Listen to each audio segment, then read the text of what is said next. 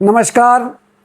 उत्तर प्रदेश में जो सबसे बड़ा विषय चल रहा है, ग्राम पंचायतों का कार्यकाल ख़त्म हो गया है और ये कहा जा रहा है कि ग्राम प्रधान ही बने रहेंगे आगे के लिए। ये टेक्निकली गलत है, क्योंकि ग्राम प्रधान का कार्यकाल ख़त्म हो चुका है और अब ये ग्राम प्रधान ना होकर इनको प्रशासक कहा जाएगा। ग्राम प्रधानों को ये उम्मीद थी कि आगे के लिए हमें जो कार्यकाल मिलेगा, जितना भी मिलेगा, उसमें हम सभी तरह के काम कर पाएंगे, परंतु सरकारी आदेश में इनको प्रशासक नियुक्त किया गया है। साथ के साथ एक शर्त भी जोड़ दी है कि ये केवल रूटीन कार्य करते रहेंगे। नीतिगत मामले जो हैं, जो गंभीर मामले हैं, वो डीपीआरओ के माध्यम से डीएम साहब की स्वीकृति से ही कार्य हो सकते हैं, जिसकी संभावना बहुत कम दिखाई देती है। ऐसे कार्य बहुत कम हो पाएंगे। साथ के साथ जो रूटीन कार्य होंगे, रूटीन कार्यों में तो स्वच्छता है, लाइट का प्रबंध है, जल का प्रबंध है और साफ़ सफाई और जो बाकी अन्य रूटीन कार्य होते हैं, जिस प्रकार से कि जन्म मृत्यु की बात आती है या कई ग्राम प्रधान की मोहर की आवश्यकता होती है, तो ग्राम प्रधान के लिए इन्हीं कामों को कर पाएंगे। आदेश में वित्तीय अधिकारों की स्थिति स्पष्ट नहीं है, उसके लिए संभवतः एक लेटर आना बिल्कुल आवश्यक है। वो लेटर हो सकता है कि जो वित्तीय अधिकार हैं वो इन्हीं प्रशासक को मिल जाएं अथवा एडीओ पंचायत को मिल जाएं।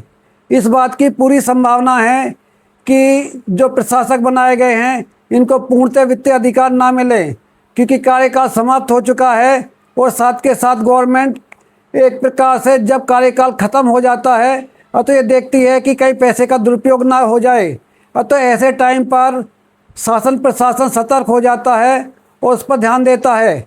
साथ के साथ जो एडीओ पंचायत हैं वो एक सुपरविजन रैंक के व्यक्ति होते हैं, उन्हीं की जिम्मेवारी होती है कार्यों की गुणवत्ता चेक करना। बाकी तो जिस प्रकार से पिछली बार एडीओ पंचायत को अधिकार मिले थे वित्तीय, तो उसी प्रकार से मिल सकते हैं। पिछली बार एडीओ पंचायत को वित्तीय अधिकार मिले थे, वो बहुत ज़्यादा चर्चा में आ गए थे।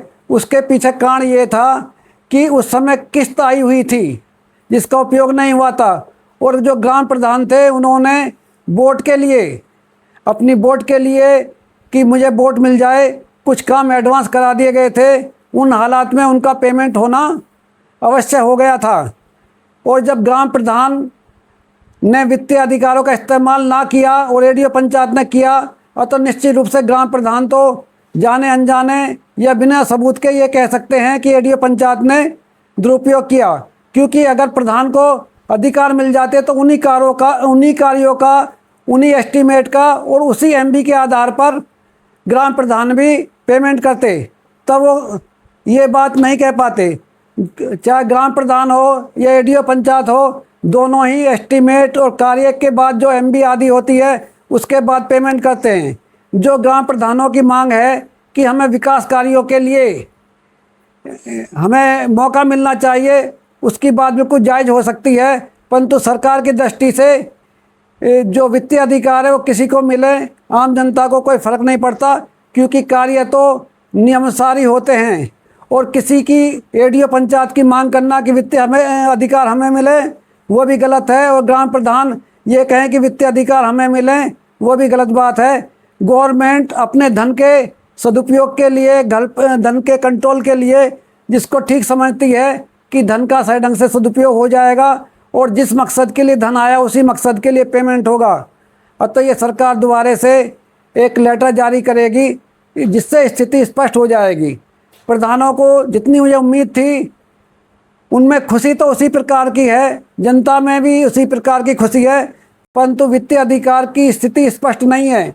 तो जैसे जैसे ग्राम प्रधानों की इस बात की जानकारी होती जा रही है, वैसे उनकी खुशी आधी रह गई है। बहुत से प्रधान तो इस लेटर से मायूस दिखाई देते हैं, क्योंकि उनको वित्तीय अधिकार की ज़्यादा इच्छा थी। क्या करें, हर पदाधिकारी चाहता है उसको कार्य करने के साथ वित्तीय अधिकार मिले।